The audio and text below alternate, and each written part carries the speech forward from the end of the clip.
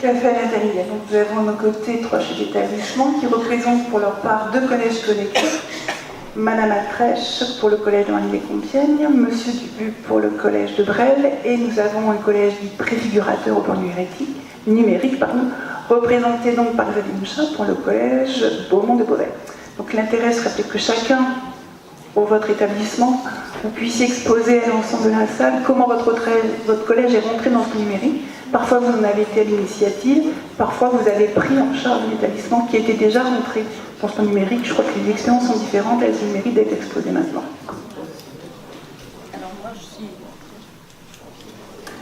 Alors si je commence, on est collège numérique depuis 2013.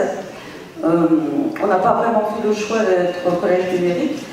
Je dirais qu'on a plutôt été collège désigné avec beaucoup d'élégance, parce que nous avions l'expérience de l'usage du manuel numérique. Donc c'est comme ça que les choses se sont passées. C'était d'autant plus délicat que quand on demande à un corps enseignant de travailler sur un projet et de se mobiliser sur un projet dont il n'est pas à l'origine, ça peut être un peu plus compliqué. Je pense que ce qui est positif dans ce contexte, c'est qu'on était en phase de rédaction de notre projet d'établissement et de notre contrat d'objectif. Donc on a pu travailler les 3 de pair, et la réflexion, elle a été facilitée par ce contexte. On a été également très accompagnés dans cette mise en place, accompagnés par le rectorat et les corps d'inspection, et très accompagnés par le département.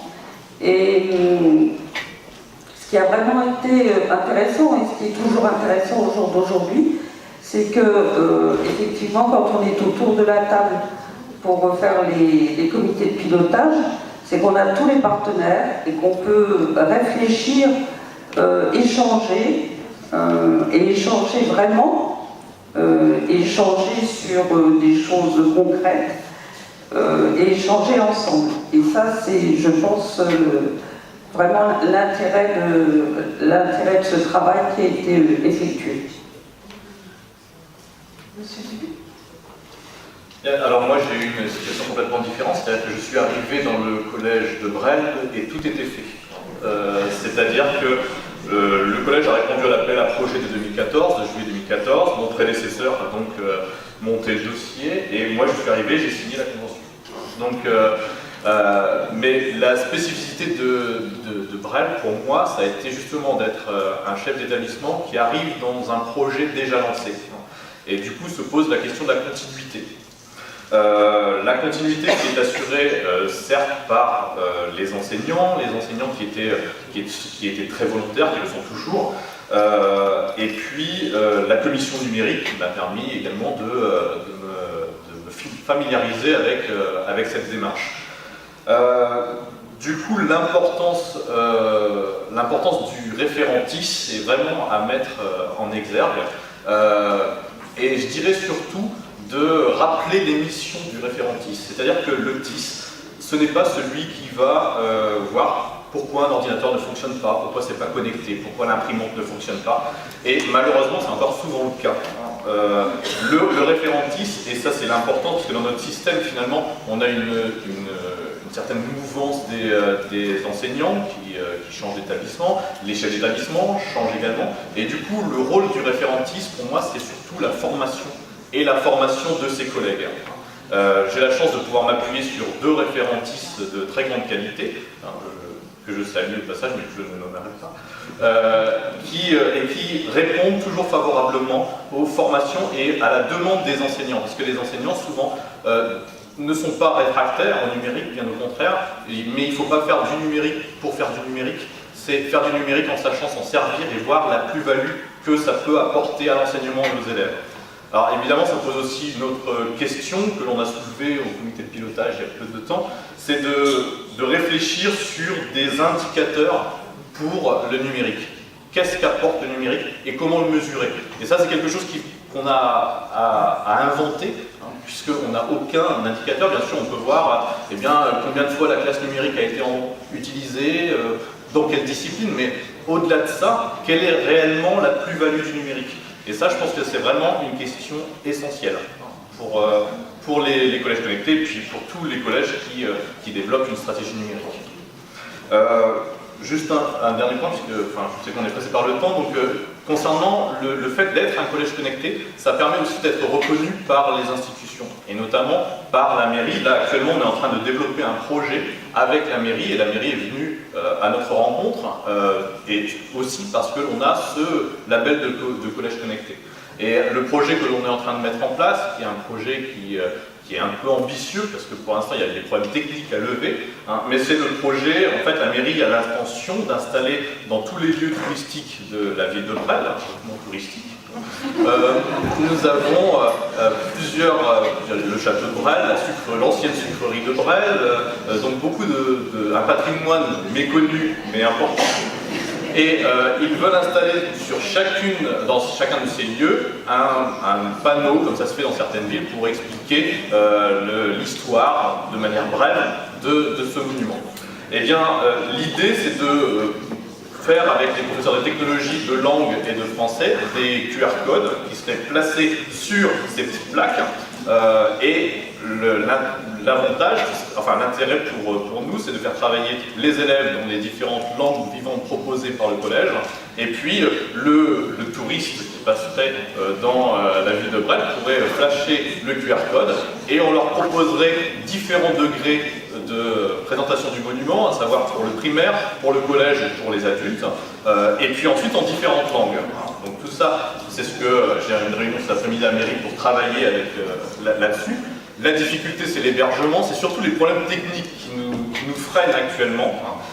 Mais voilà un projet qui peut naître et qui peut exister grâce au numérique et au collège connecté.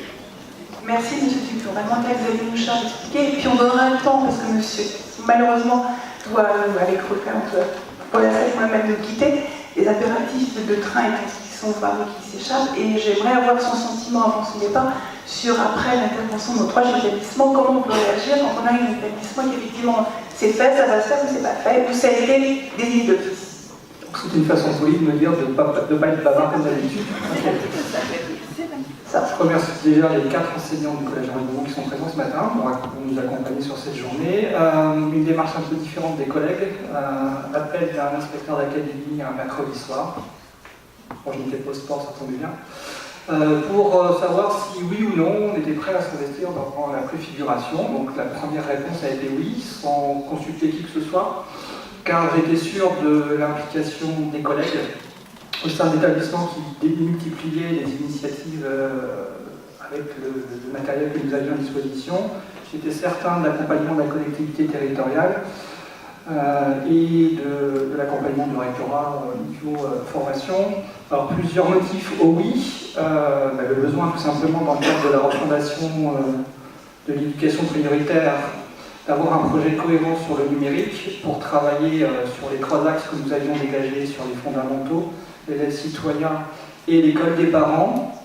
Je crois qu'on a un petit peu oublié les parents aussi ce matin dans nos interventions dans le cadre de l'éducation globale au numérique.